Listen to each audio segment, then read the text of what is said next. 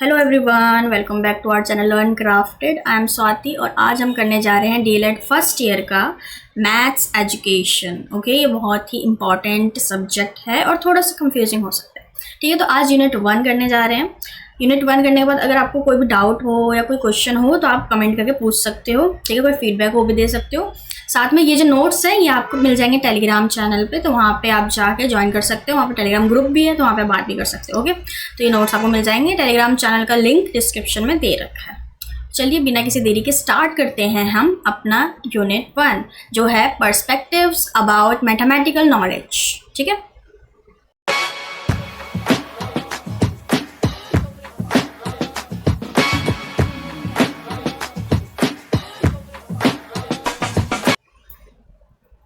सबसे पहले हमें क्या पढ़ना है? देखो, पहला टॉपिक है हमारा nature and importance of mathematics. Mathematics क्या है, कैसा है और क्यों ज़रूरी है। ठीक है, तो मैथमेटिक्स का नेचर और इम्पोर्टेंस देखेंगे। देखो, पहले तो mathematics is a universal language.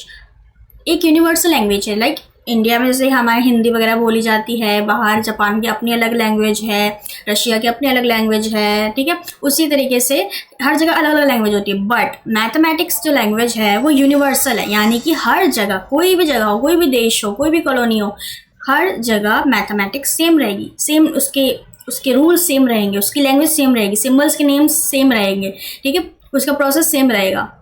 यही एक इसका नेचर है कि मैथमेटिक्स यूनिवर्सल लैंग्वेज है, यानी इसके जो लॉजिक है, रीजनिंग है, सब कुछ सेम रहेगा। ठीक है, उसके बाद helps in decision making and problem solving. देखो, मैथमेटिक्स का अगर आप यूज़ करते हो तो कोई भी डिसीजन मेकिंग में आपको हेल्प मिलती है कि जैसे कि अगर आपको कहीं जाना है, कितने टाइम से पहले पहुंचना है, कितनी स्पीड से जाना है। ठीक है, तो जैसे आप कार चला रहे हो तो हमें कितने किलोमीटर पर आवर की स्पीड से चलाना है, कितने टाइम तक पहुँच जाओ। इस तरह के डिसीजन मेकिंग में हेल्प करता है। उसके बाद प्रॉब्लम सॉल्विंग, कोई भी प्रॉब्लम है तो उसको सॉल्व करने में भी मैथ्स हेल्प करता है। साथ ही में यूज़फुल इन डेली लाइफ में बजटिंग करना है, शॉपिंग करना है, ट्रैवल करना है, कुकिंग करना है, सब में हमारे मैथ्स का यूज़ होता है। राइट, बजटिंग करना है, आपको कितना पैसा खर्च करना है, कितना सेव करना है, कितने नीड्स पे खर्च करनी है, कितनी आपको अपनी शौक है, हमारे अपने जैसे कोई है, आपको वांट है, आपको चाहिए, ठीक है, लग्जरी पे कितना इन्वेस्ट करना है, ये सब बजटिंग में हेल्प करता है। मैथ्स कैलकुलेशन करने के बाद, ठीक है, आपको शॉपिंग में जा रहे हो, कितना पैसा देना है, लेना है, कितना आपको बजट है, कितने तक की शॉपिंग करनी है, ये सब भी मैथ्स के हेल्प से होता है। ट्रैवल में भी मैथ्स का बहुत हेल्प होता है कि कितने टाइम तक आपको गाड़ी वगैरह चलानी है, फिर पेट्रोल यहाँ तक ख़त्म हो जाएगा तो यहाँ से भरवाना है। ठीक है, उसके बाद आगे जाना है, कितने हमारे दिन लगेंगे, कितनी रातें लगेंगी, सब कैलकुलेट करना है। ठीक है, तो ट्रैवलिंग में मैथ्स हेल्प करता है, कितना खाना लेके जाना है ताकि वो इतने समय तक चले। ठीक है, तो इन सब में कुकिंग में भी मैथ्स हेल्प होता है। जैसे कि कोई आपका मिल्क है, उसके अंदर आपको कितनी अमाउंट ऑफ चीनी डालनी है, कितना आपको पानी डालना है, ये सब कैलकुलेट ही तो कर रहे हो ना, हर चीज़ को कैलकुलेट करके डालते हो ना, ऐसे तो नहीं कुछ भी डाल दिया। तो इसलिए यहाँ पे भी मैथ्स यूज़फुल है हमारी डेली लाइफ में।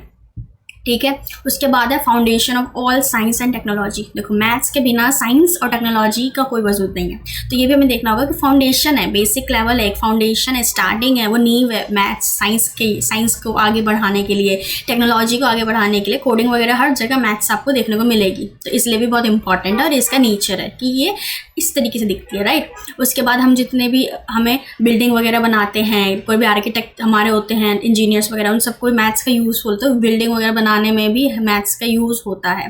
ठीक है, उसके बाद है हमारे मैथ्स अगर हम प्रैक्टिस करेंगे तो क्या होगा, हमारे मेंटल एक डिसिप्लिन बनेगा। मैथ्स को प्रैक्टिस करने के बाद एक्यूरेसी बनेगी। ठीक है, चीज़ें हमें याद रहेंगी, हमें क्या कैसे फटाक से जैसे मल्टीप्लाई के है हमें पता चलेगा, अच्छा ये इतने रुपए हो गए, लीजिए।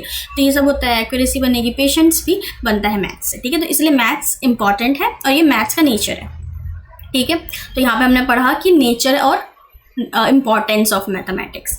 अब हम पढ़ेंगे कंसेप्चुअल एंड प्रोसीड्यूरल नॉलेज क्या होती है। कंसेप्चुअल नॉलेज और प्रोसीड्यूरल नॉलेज मैथ्स के दो एस्पेक्ट्स हैं। ठीक है, दो टाइप आप कह सकते हो कि एक कंसेप्चुअल है, कंसेप्चुअल नाम से पढ़ा कंसेप्ट के बारे में, और प्रोसीड्यूरल यानी प्रोसेस जो हो रही है उसके बारे में। ठीक है, यानी कि कंसेप्चुअल नॉलेज का मतलब होता है कि अंडरस्टैंड कर रहे हो आप मीनिंग बिहाइंड किसी भी कंसेप्ट के पीछे जो मीनिंग है ना, आप उसको समझ रहे हो कि 3 × 4 12 ही क्यों है, वो समझना होता है कंसेप्चुअल नॉलेज कि पूरे अच्छे से मीनिंग तह तक जा रहे हो उस चीज़ की, वो होता है कंसेप्चुअल नॉलेज। अपने कंसेप्ट क्लियर कर रहे हो। ठीक है, प्रोसीड्यूरल नॉलेज क्या होता है? प्रोसीड्यूरल नॉलेज जैसे नाम से पता चल रहा है, प्रोसेस आप देख रहे हो, तो knowing how to solve a problem, उसका स्टेप आप देख रहे हो, मल्टीप्लिकेशन का स्टेप देख रहे हो, ठीक है। आप कोई भी आप अलजेब्रा कर रहे हो, उसका स्टेप बाय स्टेप करते हो ना उसको, ये एक्स यहाँ से इंटू होगा, फिर वाई उधर जाएगा, फिर ये रेसिप्रोकल होगा, तो इस तरीके से चीज़ें क्या होती है, ये सब प्रोसेस आप जान रहे हो कि अच्छा स्टेप बाय स्टेप होगा। प्रोसेस में आप एक स्टेप फॉलो कर रहे हो, तो उसकी नॉलेज लेना। जैसे बोर्ड मास होता है, उसके अंदर पहले आपको ब्रैकेट हटाना होता है, फिर आपको ऑफ सॉल्व करना होता है, फिर डिवीजन होता है, फिर मल्टीप्लिकेशन होता है, उसके बाद ही एडिशन होता है, और लास्ट में ही होता है सब्ट्रैक्शन, ठीक है। आप उल्टा पुल्टा नहीं कर सकते, आगे पीछे नहीं कर सकते। ये होता है प्रोसीजर नॉलेज, यानी प्रोसेस आपको पता है, स्टेप बाय स्टेप क्या करना है क्या नहीं करना, ये आपको पता है, इसकी नॉलेज लेना होता है मैथ्स में, ठीक है। तो मैथ्स के 2 टाइप्स होते हैं, 2 नॉलेज आपको लेनी होती है। कंसेप्चुअल, कंसेप्ट के बारे में कि ये क्यों कर रहे हैं, कैसे कर रहे हैं, इससे क्या होगा क्या नहीं होगा, और प्रोसीजर नॉलेज है प्रोसेस के बारे में, क्या कैसे कैसे करना है हमको और कैसे कैसे नहीं करना, ठीक है। समझ में आ गया? ठीक है। तो बेसिकली यही होता है, कंसेप्चुअल नॉलेज होता है कि वो जो कंसेप्ट है वो क्या होता है, ये क्या होता है, ठीक है। और प्रोसीजर नॉलेज कैसे होता है, कोई चीज़ कैसे हो रही है मैथ में, ठीक है। तो अगर ये दोनों चीज़ आप अच्छे से बच्चों को समझाओगे और ये दोनों चीज़ साथ साथ चलेंगी, तभी बच्चे अच्छे से मैथ्स को समझ पाएंगे, उसको अप्लाई कर पाएंगे और अच्छा परफॉर्म कर पाएंगे मैथ्स में, ठीक है।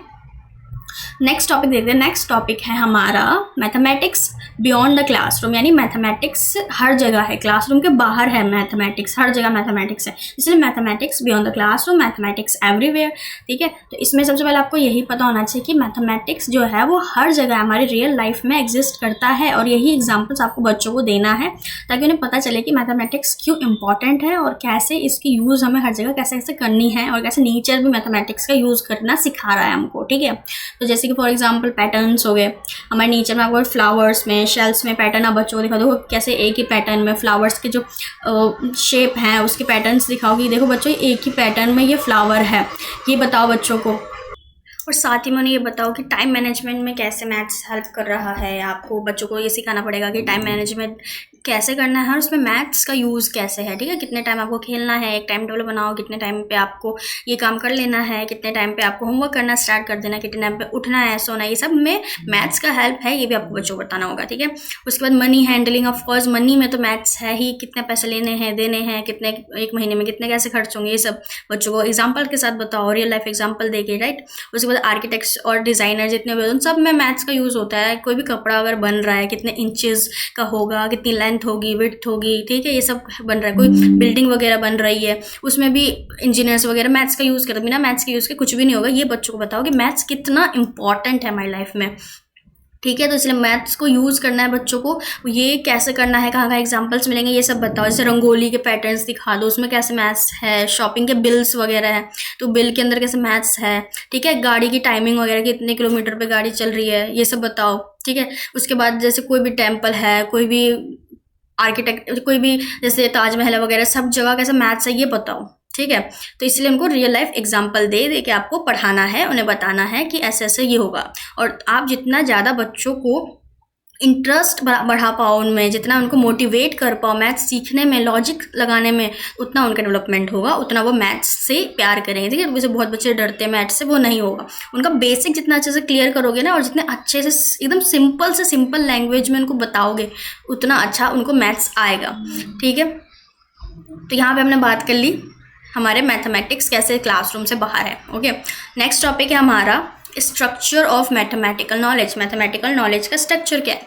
बहुत सिंपल है। देखो स्ट्रक्चर यानी कि क्या क्या चीज़ें उसमें आपको मिलेंगी। जैसे कोई भी हम लैंग्वेज ले लेंगे तो उसमें क्या, कुछ अल्फ़ाबेट्स होंगे, कुछ साउंड्स होंगे, कुछ ग्रामर के रूल्स होंगे, यही ना स्ट्रक्चर।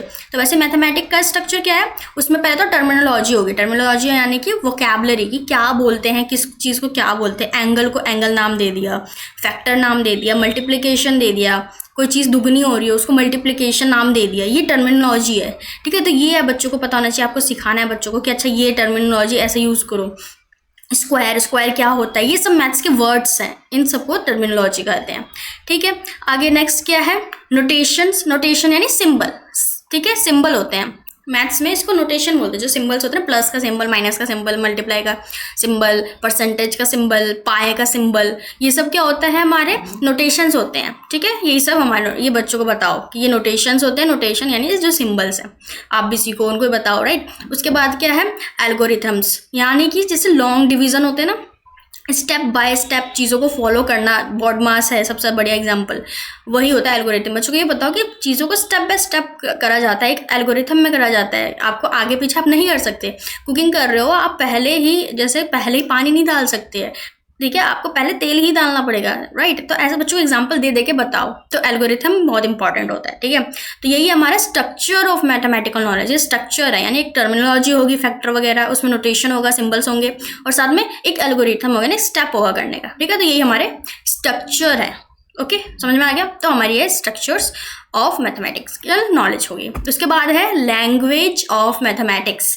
अब हम बात करें मैथमेटिक्स की लैंग्वेज क्या है, और ये जो मैथमेटिक्स है वो लैंग्वेज से कैसे कनेक्ट करता है, ये हम इस टॉपिक में पढ़ेंगे कि मैथमेटिक्स और लैंग्वेज एक दूसरे को कैसे इन्फ्लुएंस कर रहे हैं, पॉजिटिव इन्फ्लुएंस कर रहे हैं या नेगेटिव इन्फ्लुएंस कर रहे हैं, और कैसे हेल्प कर रहे हैं एक दूसरे की नॉलेज बढ़ाने में, और साथ में लैंग्वेज है क्या मैथमेटिक्स में, ठीक है।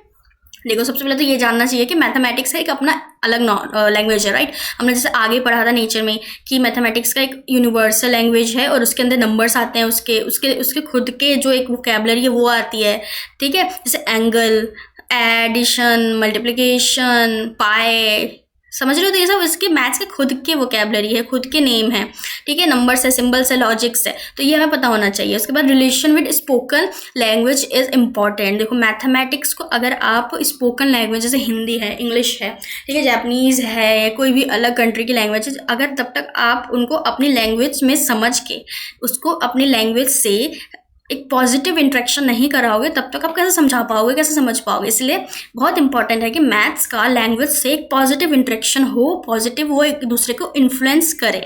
इसीलिए मैथ्स बहुत इंपॉर्टेंट है कि वो लैंग्वेज से इन्फ्लुएंस हो, पॉजिटिवली इंटरेक्ट करे पॉजिटिवली, तभी आप समझ पाओगे, ठीक है। जितना आपको क्लियर होगा लैंग्वेज, कोई भी लैंग्वेज यूज़ करो मैथ्स को पढ़ाने के लिए, जितना वो क्लियर होगा उतना ही आपको सपोर्ट मिलेगा मैथ्स के कॉन्सेप्ट को क्लियर करने में, ठीक है। अभी मैं आपको मैथ्स के कुछ चीज़ें बता रही हूँ, वो कैसे बता रही हूँ, आपको हिंदी में बता रही हूँ, क्यों, क्योंकि ये आपको बहुत अच्छे समझ आ जाए, इसलिए बता रही हूँ, क्योंकि इसमें थोड़ी सी क्लियरिटी है हम लोगों को अच्छे से, कि हम इसमें अच्छे से समझ सकते हैं, ठीक है। किसी और लैंग्वेज में बता दी तो आपको तो बिल्कुल समझ नहीं आता। तो यानी कि लैंग्वेज में जितनी अच्छी क्लैरिटी होगी वो सपोर्ट करेगा आपको मैथ्स के कॉन्सेप्ट सीखने में, ठीक है। बचपन में हमें क्या सीखा था, मैथ्स में ही सीखा था ना, मम्मी ने पापा ने पहले क्या बताया कि बच्चों इसको प्लस करो, ठीक है, उंगलियों पे प्लस करो। तो कैसे, हिंदी में तो बोला होगा, या अपनी मदर लैंग्वेज में बोला होगा, मदर टंग में बोला होगा, रीजनल लैंग्वेज में बोला होगा। तो इसीलिए ये पॉइंट बहुत इंपॉर्टेंट है, और इसीलिए ये हेल्प करती है स्टूडेंट को रीडिंग में, राइटिंग में, और मैथ्स को करेक्टली इंटरप्रेट करने में, ठीक है। तो हमें ये समझना बहुत ज़रूरी है कि मैथ्स बहुत इंपॉर्टेंट है, लैंग्वेज बहुत इंपॉर्टेंट है, और दोनों एक दूसरे के लिए भी बहुत इंपॉर्टेंट है, ठीक है। इसलिए लैंग्वेज और मैथ्स एक दूसरे से जुड़े हुए हैं, ये समझना बहुत ज़रूरी है। अगर बच्चा लैंग्वेज समझता है अच्छे से तो वो मैथ्स भी अच्छे से सीख जाता है, ठीक है। ये टॉपिक क्लियर हो गया, कोई भी कंफ्यूजन नहीं है। चलिए आगे चलते हैं। आगे है हमारा importance and objectives of teaching mathematics at elementary level. क्या ज़रूरत है छोटे छोटे बच्चों को मैथ्स पढ़ाने की, क्या ज़रूरत है उनको मैथ्स से वो कराने की, कि तुमने देखो हर जगह मैथ्स है, क्या ज़रूरत है उन्हें बताने की कि कैसे ये यूज़ होता है, क्या ज़रूरत है एक सब्जेक्ट डालने की मैथ्स, ये आपको बताना है। इंपॉर्टेंस, उसका ऑब्जेक्टिव, देखो सबसे पहले तो ये पता होना चाहिए कि मैथ्स हर जगह है, पूरी लाइफ में उनको मैथ्स यूज़ होगा। तो जब तक उन्हें आप बताओगे नहीं कि मैथ्स का यूज़ क्या है, आप सिखाओगे नहीं, तो वो कैसे यूज़ कर पाएंगे, राइट। तो ये बहुत ज़रूरी है, मैथ्स इसलिए बहुत ज़रूरी है। साथ ही में मैथ्स से क्या है कि हमारे बहुत सारे लाइफ के प्रॉब्लम सॉल्व होंगे, हमारी डिसीजन मेकिंग होगी, तो इसलिए मैथ्स बहुत ज़रूरी है बच्चों को कराना, क्योंकि उससे बच्चे अपने छोटे छोटे मोटे जितने भी प्रॉब्लम्स हैं काउंटिंग में, ठीक है, कोई डिस्ट्रीब्यूशन करना है, उनके पास कोई पीस ऑफ केक है, उसको अपने फ्रेंड के साथ डिस्ट्रीब्यूट करना है, जब तक उसे मैथ्स नहीं आएगा वो कैसे डिस्ट्रीब्यूट कर पाएगा, समझ रहे हो। तो इसलिए मैथ्स बहुत ज़रूरी है उनके प्रॉब्लम को सॉल्व करने में, कोई भी डिसीजन मेकिंग में बहुत ज़रूरी है। अगर किसी बच्चे को जाना है जाके एक फ्लावर्स लाने हैं, राइट, अब उसके दोस्तों ने, 2 दोस्त है, उसने बोल दिया मेरे लिए भी लेता ही हो, अब उसको डिसीजन लेना है ना कि आखिर उसको कितने फ्लावर लेने हैं, सबके लिए 2-2 लेने हैं, तो कितने लेने हैं, 10 तो नहीं लेने ना। तो ये डिसीजन मेकिंग में मैथ्स हेल्प करेगा, इसलिए बच्चों को हमें सिखाना है मैथ्स, ठीक है। साथ ही में बच्चों को इंटरेस्ट डेवलप करेगा, क्यूरियोसिटी डेवलप करेगा कि मैथ्स कितनी अलग चीज़ है, वो कितना कुछ कराती है, ये नेचर से कितना डेवलप करवाती है हमको, कनेक्ट करवाती है हमको, ये बच्चों में क्यूरियोसिटी बहुत डेवलप होगी। इसलिए मैथमेटिक्स हमें बचपन से सिखाना है। जब पता है आगे जाके साइंस में आपको टेक्नोलॉजी में मैथ्स मिलेगा, तो इसलिए तो बच्चों को बचपन से सिखाना है, उनको इंटरेस्ट बिल्ड कराना, उनका फाउंडेशन बनाना है, ठीक है। तो फाउंडेशन, एक स्ट्रॉन्ग फाउंडेशन बनाने के लिए ही मैथमेटिक्स हमें एलिमेंट्री लेवल पे पढ़ाना है बच्चों को। क्योंकि आपने देखा हो जो बच्चे बचपन में मैथ्स नहीं पढ़ना चाहते थे या नहीं पढ़ा उन्होंने, आगे जाके उन्हें कितनी प्रॉब्लम हुई। लास्ट में उन्होंने क्या किया, उन्होंने बेसिक लेवल से स्टार्ट किया ना। तो अगर हम बच्चों को बेसिक लेवल से अच्छे से पढ़ाएंगे तो बाद में उन्हें प्रॉब्लम ही नहीं होगी। ठीक है, उनके लॉजिकल थिंकिंग और रीजनिंग को भी इम्प्रूव करती है मैथमेटिक्स। ठीक है, उनके कॉग्निटिव, उनके ब्रेन को बहुत डेवलप करती है मैथमेटिक्स, ये भी हमें जानना पड़ेगा। इसलिए मैथमेटिक्स हमें बच्चों को एलिमेंट्री लेवल पे ही पढ़ाना स्टार्ट करना पड़ेगा। ठीक है, इसलिए इंपॉर्टेंट है। साथ ही में बिल्ड करेगी सेंस को कि हर जगह कैसे मैथ्स है, वो सेंस कर पाएंगे। ठीक है, नंबर्स को पहचान पाएंगे कि नंबर्स क्या होते हैं, नंबर्स को कैसे यूज़ करना है, पैटर्न्स को रिकॉग्नाइज कर पाएंगे, पैटर्न्स क्या है, कैसे यूज़ होता है। ठीक है, तो इसलिए मैथ्स हमें बच्चों को पढ़ाना है एलिमेंट्री लेवल पे। और साथ में कॉन्फिडेंस बिल्ड करेंगे कि उन्हें पता चलेगा कि वो मम्मी को बोल पाएंगे, मम्मी मैं बिल देता हूँ, मैं पैसे देता हूँ, फिर मैं लेके आता हूँ सामान, मैं मुझे आती है मैथ्स में, मुझे पता है कितना पैसा देना है, कितना लेना है। तो इससे कॉन्फिडेंस बिल्ड होगा, राइट। आगे इन फ्यूचर में वो मैथ्स में अच्छा परफॉर्म कर पाएंगे। और सबसे बढ़िया बात है कि उनका फियर जो बाद में बच्चों को होता है, मैथ्स से फियर हो जाता है, वो रिमूव होगा। वो कभी भी उनको नहीं होगा, क्योंकि उन्होंने बेसिक से ही वो बहुत अच्छे से अच्छा फाउंडेशन होगा मैथ्स से, तो उनका फियर भी नहीं होगा। ठीक है, तो इसलिए मैथ्स इंपॉर्टेंट है एलिमेंट्री लेवल पे। आप अपनी तरफ से भी लिख सकते हो जो आपको लगता है कि मैथ्स क्यों इंपॉर्टेंट है। अगर क्वेश्चन ये आता ही है कि मैथ्स क्यों इंपॉर्टेंट है या मैथ्स के इंपॉर्टेंस है, ऑब्जेक्टिव क्या है, एलिमेंट्री लेवल पे हमें क्यों मैथ्स पढ़ाना है, तो अब ये सारी चीज़ें लिख देना अच्छे से एक्सप्लेन कर करके। ठीक है, यहाँ पे हमारा ये यूनिट खत्म होता है। डीएलएड फर्स्ट ईयर का मैथमेटिक्स जो है हमारा खत्म होता है। ठीक है, वीडियो कैसी लगी मुझे बताना, अच्छी लगी हो तो लाइक कर देना, सब्सक्राइब कर देना, कमेंट करके बताना कैसी लगी वीडियो, कोई क्वेश्चन हो या कोई अदर सब्जेक्ट पे चाहिए हो। ठीक है, और ये पीपीटी आपको मिल जाएगी टेलीग्राम चैनल पे, उसका लिंक डिस्क्रिप्शन में दे रखा है, वहाँ से आप ज्वाइन करके ले सकते हो। Okay, all the best.